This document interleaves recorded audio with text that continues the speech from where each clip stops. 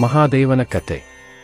ಶಿವನು ತ್ರಿಮೂರ್ತಿಗಳಲ್ಲಿ ಒಬ್ಬನಾಗಿದ್ದು ಪ್ರಪಂಚದ ಸೃಷ್ಟಿ, ಸ್ಥಿತಿ ಮತ್ತು ಲಯಕ್ಕೆ ಕಾರಣನಾದ ಪರಮಾತ್ಮನು.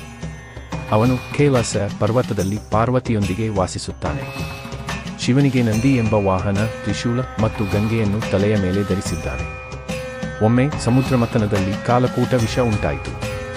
ಆ ವಿಷವನ್ನು ಯಾರೂ ಕುಡಿಯುವುದಿಲ್ಲವೋ ಎಲ್ಲವೂ ನಾಶವಾಗುವ ಸಾಧ್ಯತೆ ಇತ್ತು.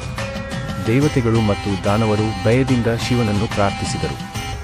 ದೇವರ ಕರುಣೆಯಿಂದ ಶಿವನು ಆ ವಿಷವನ್ನು ಕುಡಿಯಲು ಸಿದ್ಧನಾದನು. ಪಾರ್ವತಿ ವಿಷ ಹೊಟ್ಟೆಗೆ ಇಳಿಯದಂತೆ ಅದನ್ನು ಕಂಠದಲ್ಲಿ ನಿಲ್ಲಿಸಿದಳು. ಇದರಿಂದ ಶಿವನ ಕಂಠ ನೀಲವಾಗಿ ಮಾರ್ಪಟ್ಟಿತು ಮತ್ತು ಅವನು ನೀಲಕಂಠ ಎಂಬ ಹೆಸರಿನಿಂದ ಪ್ರಸಿದ್ಧನಾದನು. ಶಿವನು ಪ್ರೀತಿಯ ದೇವರು, ಭಕ್ತರ ಹಿತಕ್ಕಾಗಿ ಯಾವಾಗಲೂ ತಯಾರಾಗಿರುತ್ತಾನೆ. ಬೃಹನ್ನಟರಾಜನಾಗಿ ನೃತ್ಯ ಮಾಡುವ ಶಿವನು ಪ್ರಪಂಚದ ಸೃಷ್ಟಿ ಮತ್ತು ಲಯವನ್ನು ನಿಯಂತ್ರಿಸುತ್ತಾನೆ.